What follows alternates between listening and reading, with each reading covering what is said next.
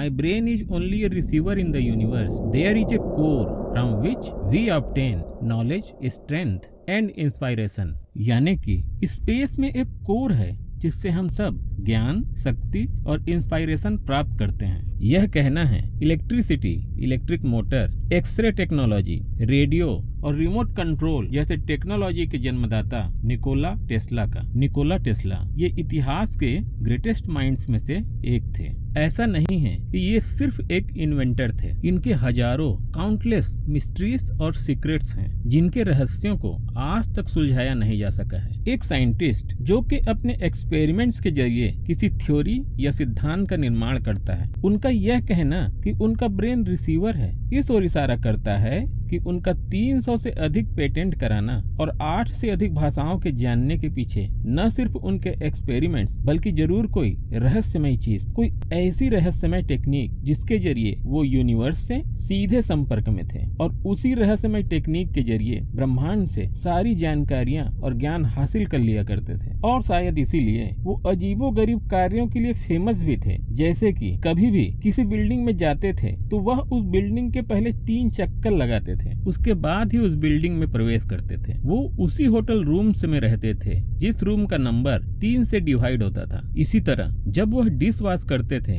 तो 18 नेपकिन का इस्तेमाल करते थे, जो कि एक ऐसा नंबर है जो नंबर 3, 6 और 9 तीनों से डिवाइड होता है। कुछ लोग कहते थे कि निकोला टेस्ला ओसीडी यानी ऑब्सेसिव कंपल्सन डिसऑर्डर के शिकार थे, तो कुछ लोग कहते थे कि निकोला सुपरस्टिशियस थे, लेकिन टेस्ला कहते थे if you knew the magnificence of number 3, 6 and 9 then You would have a key to the universe। कहने का मतलब है यदि आपने नंबर 3, 6 और 9 के रहस्य को जान लिया तो ब्रह्मांड की चाबी आपके पास होगी और आप ब्रह्मांड के सारे रहस्यमय शक्तियों, ज्ञान और स्ट्रेंथ को अपने जीवन में मैनिफेस्ट कर सकते हो।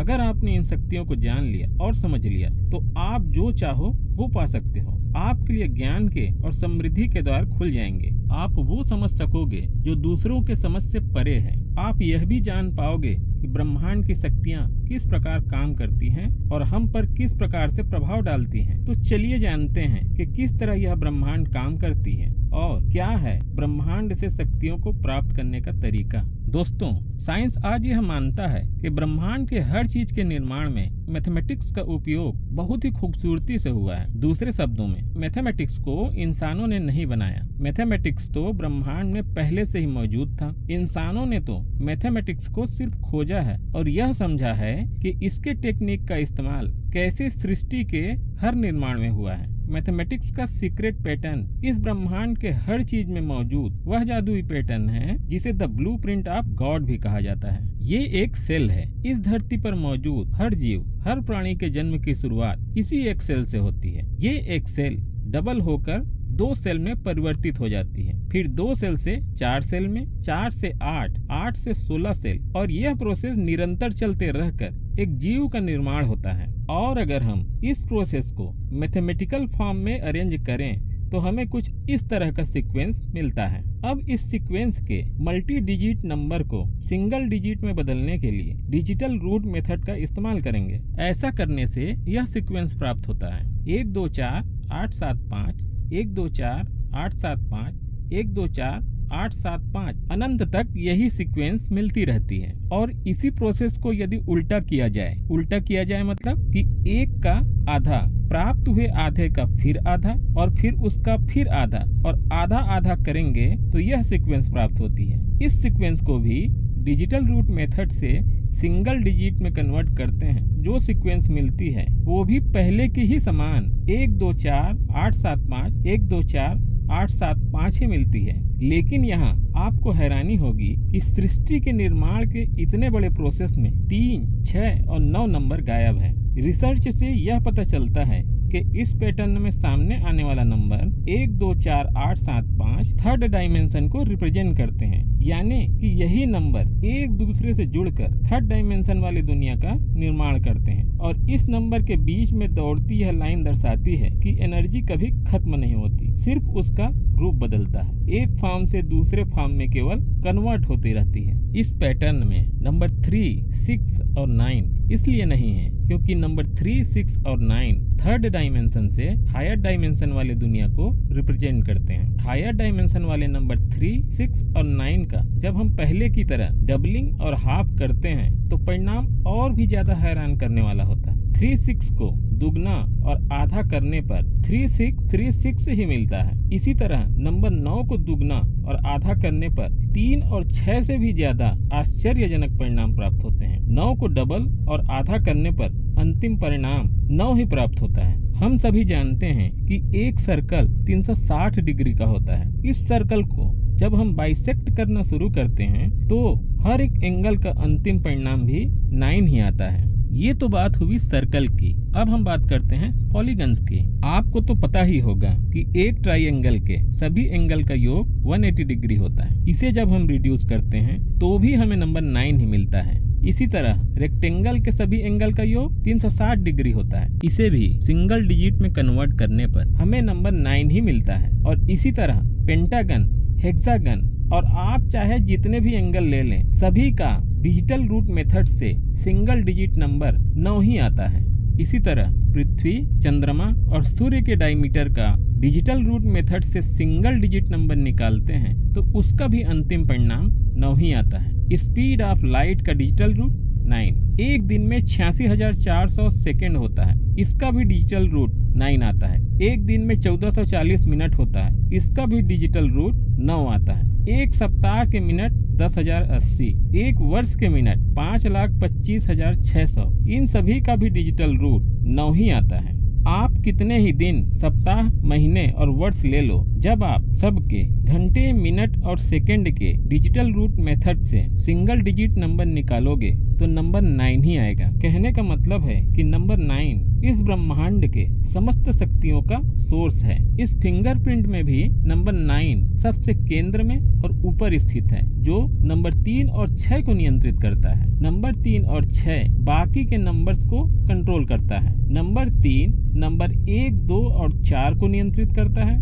और 6 नंबर बाकी के बचे नंबर 8, 7 और 5 को कंट्रोल करता है। कहने का मतलब है कि नंबर 9 सभी नंबर्स को कंट्रोल और नियंत्रित करता है और सभी नंबर्स 9 की निगरानी में इस ब्रह्मांड का निर्माण करते हैं। नंबर्स तो गिनने के काम में आते हैं, तो ब्रह्मांड के निर्माण में इनका रोल अहम क्यों है? ऐसा क्या खास है इन नंबर्स में? इसके पीछे किन शक्तियों का हाथ है? चलिए अब वो जानते हैं। जैसा कि आप जानते ही हैं कि ज्योतिष में 9 ग्रह होते हैं: सूर्य, चंद्र, मंगल, बुध, गुरु, शुक्र, शनि, राहु और केतु। ये सभी ग्रह किसी न किसी एक नंबर को रिप्रेजेंट करते हैं। जैसे सूर्य नंबर 1 को, चंद्र नंबर 2 को, गुरु नंबर 3 को, राहु 4 को, बुध 5 को, शुक्र 6 को, केतु 7 को, शनि 8 को और मंगल 9 को। इन ग्रहों की शक्तियाँ इन नंबर्स में समाहित होती हैं और साथ ही साथ भगवान ब्रह्मा वेदों के ज्ञाता हैं और ज्ञान की देवी सरस्वती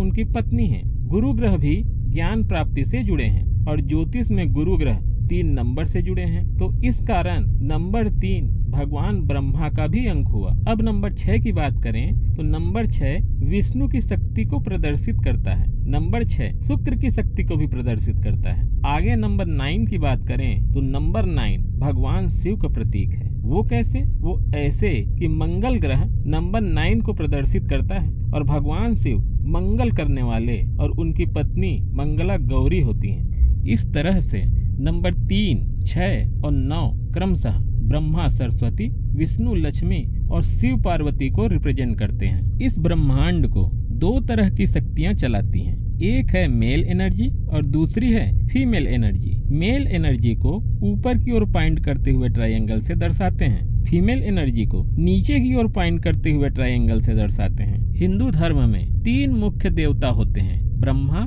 विष्णु और महेश। इन त्रिदेवों को हम ऊपर की ओर पॉइंट करते हुए ट्रायंगल से दिखाते हैं। वहीं 3 मुख्य देवियां होती हैं: सरस्वती, लक्ष्मी और पार्वती। इन्हें हम नीचे की ओर पॉइंट करते हुए ट्रायंगल से प्रदर्शित करते हैं। इन तीनों देवी और देवता के एनर्जी को क्लब या जोड़ने से इस प्रकार की एनर्जी फील्ड का निर्माण होता है। इस एनर्जी फील्ड में आप देख सकते हैं कि प्रत्येक में 6 ट्रायंगल बनते हैं और जब हम इनको जोड़ देते हैं तो इनका भी मूलांक 9 ही आता है। अब बात करते हैं पंच तत्वों की। जैसा कि आप जानते हैं कि पूरा ब्रह्मांड 5 तत्वों से मिलकर बना है। वो 5 तत्व हैं पृथ्वी, जल, अग्नि, वायु और आकाश। भौतिक जगत पृथ्वी तत्व से बना है। पृथ्वी तत्व को बनाने वाले ब्रह्मा जी हैं, जिनका नंबर है 3। पृथ्वी तत्व को बनाने वाले सूक्ष्म कण भी 3 ही होते हैं, इलेक्ट्रॉन, प्रोटॉन और न्यूट्रॉन। पृथ्वी तत्व को बनाने वाले पार्टिकल में भी 3 तरह के ही चार्जेस होते हैं, पॉजिटिव, नेगेटिव और न्यूट्रल। जल तत्व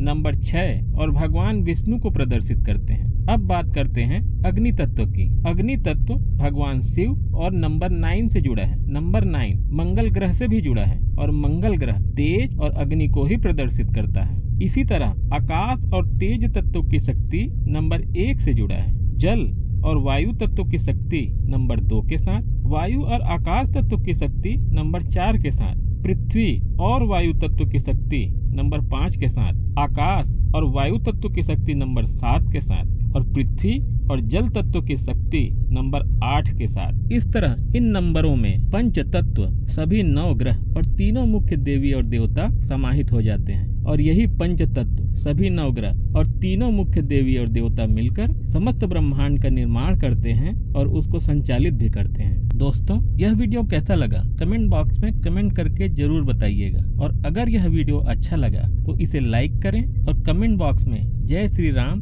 जरूर कमेंट करें। सनातन धर्म और ज्योतिष से रिलेटेड वीडियो देखने के लिए इस चैनल को सब्सक्राइब करके बेल आइकन को दबाना न भूलें। जय श्री राम।